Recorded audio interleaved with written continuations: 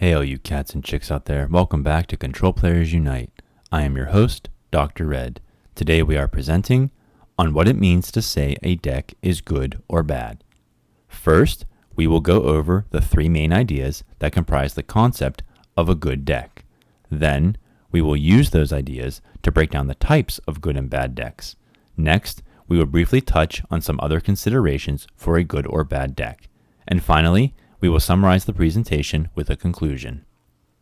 So, Dr. Red, what are these main ideas you speak of? The first idea is consistency. The definition given here is also found in the Control Players Unite video, Unofficial Pokémon TCG Vocabulary, so check that out if you want to learn more. Consistency is the constant finding of cards one needs due to their synergy, or flow. In other words, you get what you need when you need it, on a regular basis. That is, the majority of time you play the deck. And if you lose anyway, ladies and gentlemen, it may be because your opponent overpowers you, in which case, consistency is not the problem, but power level or one's sequencing. But Dr. Red, why is consistency one of the bases for a good or bad deck and not something else? And the answer is playability. You can't really play a deck that does nothing. You need something workable, something that you can tweak and shift around as needed for multiple matchups. Even if the same strategy is used, however, it is still effective. Actually, ladies and gentlemen, you could play a deck that is not workable or that does nothing, but we want to assume that the player is trying to win in the most efficient means possible.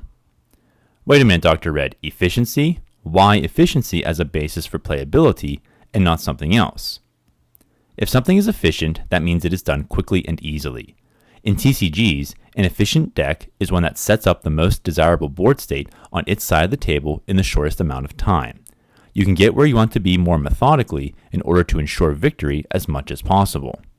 So, consistency or flow, playability or that which is workable, and efficiency or that which is quick and easy to set up are all intertwined in the making or unmaking of a good or bad deck.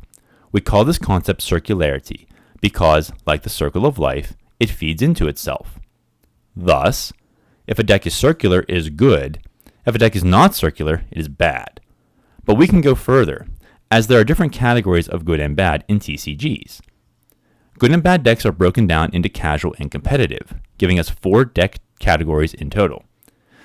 First, good casual decks have circularity but cannot compete with most archetypes. Second, bad casual decks lack circularity and cannot win matches. Third, good competitive decks have circularity to stop meta decks and are themselves meta. Last, bad competitive decks cannot stop other meta decks.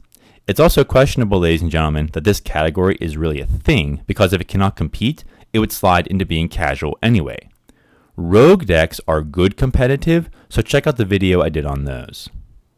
Other considerations in the goodness or badness of a deck are as follows.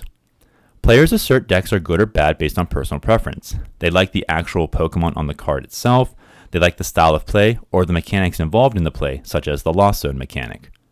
There's also prejudice against decks piloted by those one dislikes. If you're playing a deck and you find out there's a YouTuber who also plays it, you all of a sudden decide that the deck is bad because you do not want to be guilty by association.